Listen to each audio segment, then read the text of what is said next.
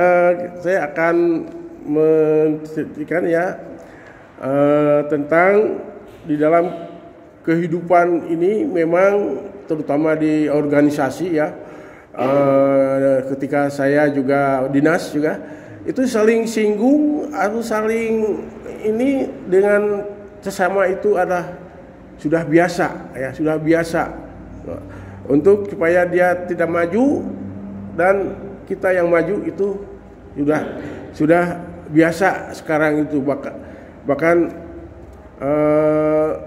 dan uang pun itu akan berfungsi dalam hal itu. Nah, padahal Allah Subhanahu wa taala pernah berfirman ya dalam dalam surat Al-Isra ayat 31 ya, yang bunyinya wala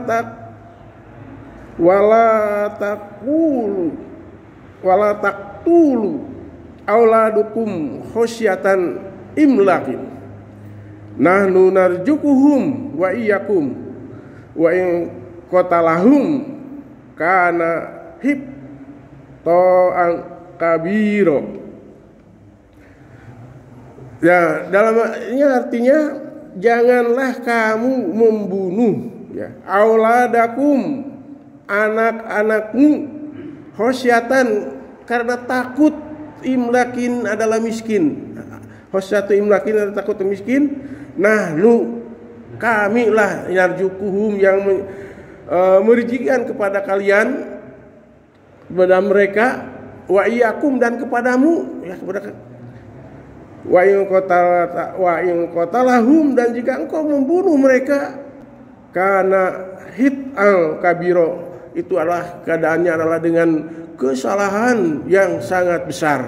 Nah, itu firman Allah dalam surat Al-Isra ayat 31. Nah, dalam hal ini kita juga perlu dicermati ya. Nah, di sini ada kata auladakum. Nah, auladakum itu adalah anak-anak kalian. Nah, meskipun anak itu adalah mengapa tidak sobiun ya atau tiplun ya, dalam ayat ini itu summa arjaku tiplun ya, kami akan mengeluarkan dari diri kami yang itu adalah tiplun, adalah seorang bayi. Sobiun juga adalah bayi ya, taruh di perutnya. Nah, jadi ini al-hukum adalah umum, tidak saja bayi yang kita miliki, tetapi semua yang ada kita di bawah kita. Jadi ada bawahan, anak buah ya, anak buah, kemudian yang lain-lainnya, staf-stafnya mungkin itu termasuk juga auladakum. Jadi janganlah kamu membunuh. Nah, di sini membunuh bukan berarti juga umum. Ya, tidak saja membunuh jiwanya, tetapi bisa saja di sini pertama membunuh karir. Nah, membunuh karir ya. Itu membunuh karir juga sama dengan membunuh umat seluruhnya. Nah, berarti dulu ya, saya di waktu dinas ya, setiap kepala sekolah itu adalah basicnya adalah seorang pesantren ya, itu santri. Nah, jadi ketika khutbah di masjid itu adalah dia dengan guru-guru yang ada di situ yang mempunyai basicnya, latar belakangnya juga pendidikan pesantren, termasuk guru agama ya. Itu setiap ada kepala sekolah.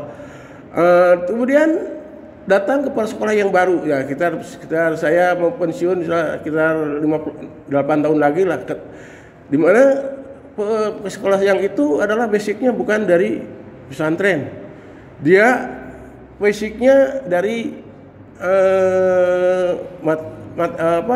teknologi ilmu matematik lah gitu ya, jadi ilmu IPA ya, kimia, dan dia tidak pada itu, dan setelah itu dia mungkin dari takut kekalahkan gitu ya dengan anak buahnya, akhirnya membuatkan jadwal khotib itu dari luar ya, dari luar. Jadi para guru-guru yang selama ini suka khotib di masjid pada waktu itu tidak itu lagi, itu cuma membunuh, ya membunuh karena karirnya guru pun itu redup ya, tidak menjadi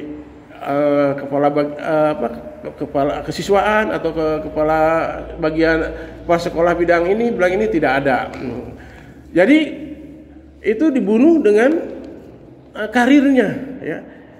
Dan pembunuh karir ini memang sama hanya dengan membunuh juga bukan seorang, tapi bisa membunuh dengan masyarakat lain.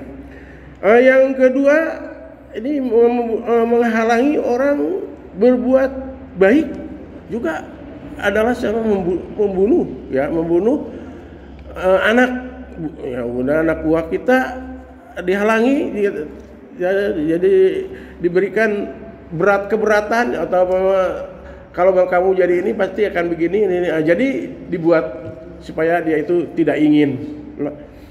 Itu pun sama, menghalangi orang mencari rezeki juga, ya, dalam penghidupan. Ya, di sini juga pernah saya lihat di sana ada jual buah.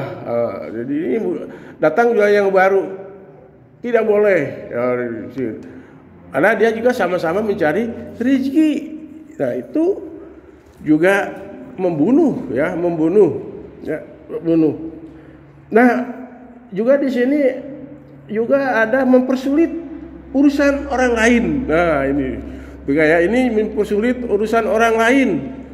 Termasuk saya akan melaksanakan hajatan, gitu ya. Harus ada izin dari Covid, yaitu kecamatan, ya, tingkat kecamatan, yang boleh diuruskan oleh pihak gedung. Ternyata biayanya berapa? 2 juta. Nah, 2 juta itu untuk pengurusan ini 2 juta. Tapi saya kebetulan ada saudara ya di Polsek, ya, di Malu itu, akhirnya cuma 500.000 ya, cuma 500.000 ya.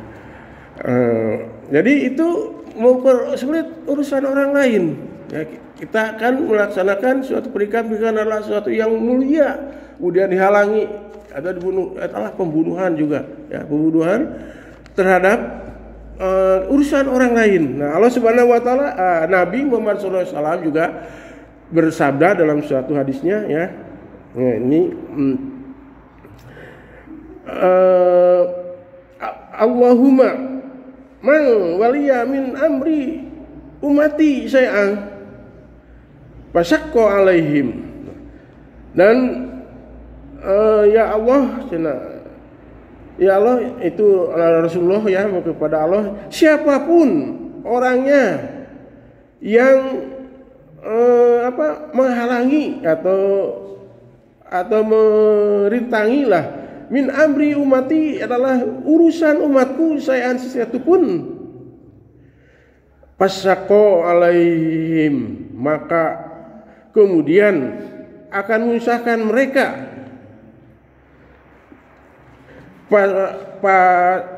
Fasuqqu alaihi, maka berikanlah kesusahan kepadanya. Nah, itu didoakan oleh Nabi Muhammad SAW yang menyusahkan urusan-urusan orang lain, itu akan didoakan supaya mereka itu susah. Walaupun dalam keadaan kehidupan ketika sekarang itu menerima imbalan dan sebagainya, tapi dalam hatinya mereka adalah susah.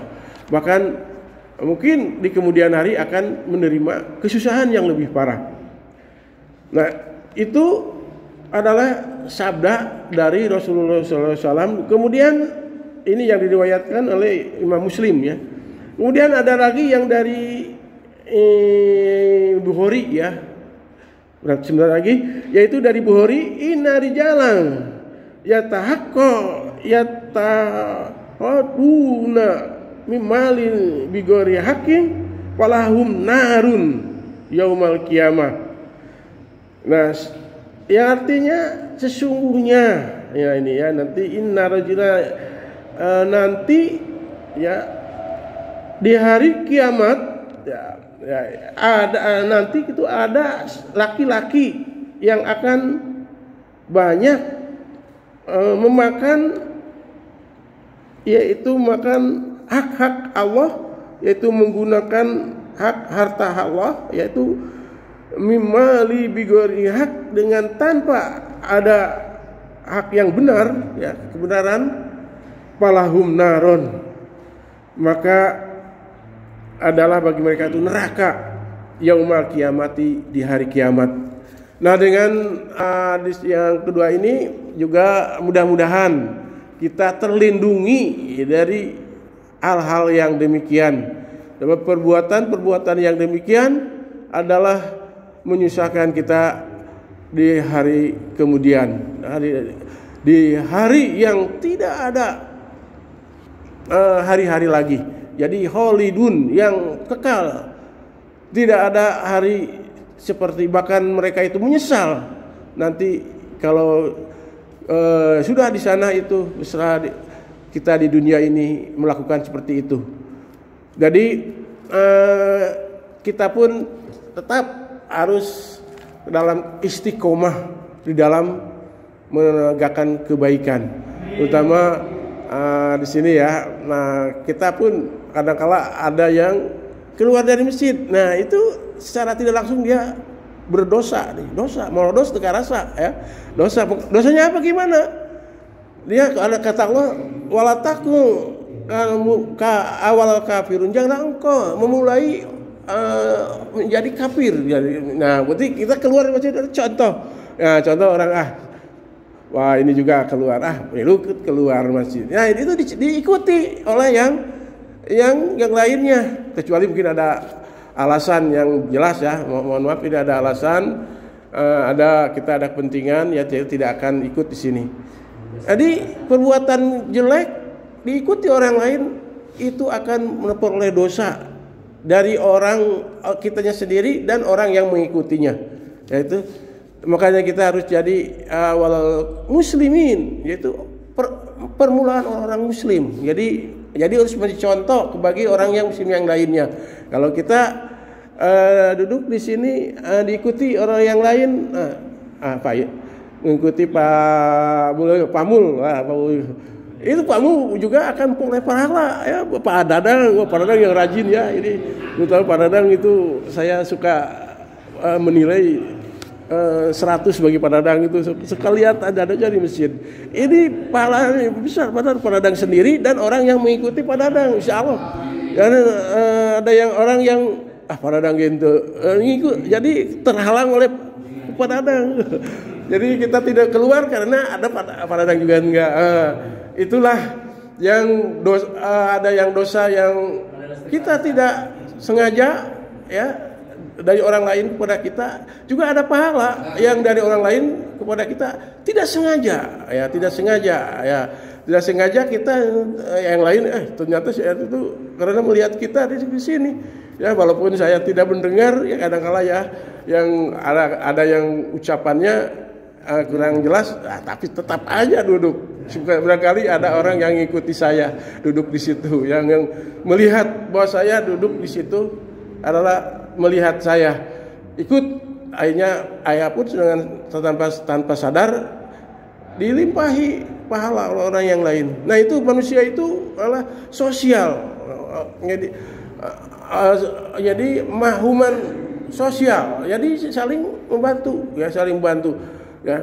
Jangan sampai kita terseret dengan dosa orang yang lain. Gitu saja, ya. Mungkin Pak Dadang punten suka disebut wae. Disebut wae. Pak Dadang wae. Begitu aja. Billahi taufiq, ya. Wassalamualaikum warahmatullahi wabarakatuh.